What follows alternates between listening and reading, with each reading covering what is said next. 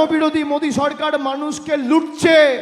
দুয়ারে স্বাস্থ্য শিবির তৈরি করবে ব্লক ওয়াইজ প্রতি বছর রাজ্য সরকার। আগামী দিন মানুষকে হাসপাতালে হাসপাতালে যেতে হবে না, প্রাইমারি হেলথ সেন্টারে যেতে হবে না, সুস্বাস্থ্য কেন্দ্রে যেতে হবে না।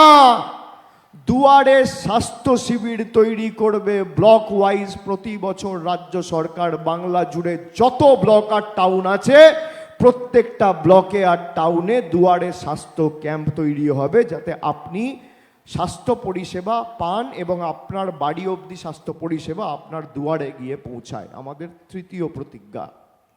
2014 সালের আগে দৈনন্দিন জীবনের নিত্য প্রয়োজনীয় জিনিসের মূল্য কোথায় ছিল, দাম কোথায় ছিল, আজকে কোথায়? একটা রান্নার গ্যাস 2014 সালের আগে 400 টাকা দাম ছিল, আজকে সেই রান্নার গ্যাসের দাম 1000 টাকা।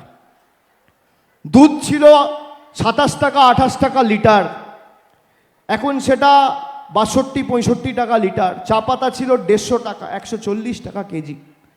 আজকে চা পাতার দাম কত, সর্ষের তেলের দাম কত, দুধের দাম কত, রান্নার গ্যাসের দাম কত? দৈনন্দিন জীবনের নিত্য প্রয়োজনীয় জিনিসের মূল্য বৃদ্ধি আকাশ ছোঁয়া। 400 টাকার গ্যাসটা ভাঁওতাবাজি করে মোদি আপনাকে 1000 টাকা বিক্রি করছে, আর দিদি আপনাকে শূন্য থেকে প্রতি মাসে 1500 টাকা লক্ষ্মীর ভাণ্ডার আপনার হাতে তুলে দিচ্ছে। একদিকে মোদি কাটছে আর আরেকদিকে দিদি দিচ্ছে। জনবিরোধী মোদী সরকার মানুষকে লুটছে, আর মমতা বন্দ্যোপাধ্যায়ের সরকার জনদরদি সরকার মানুষকে দুহাতে দিচ্ছে। এটাই পার্থক্য।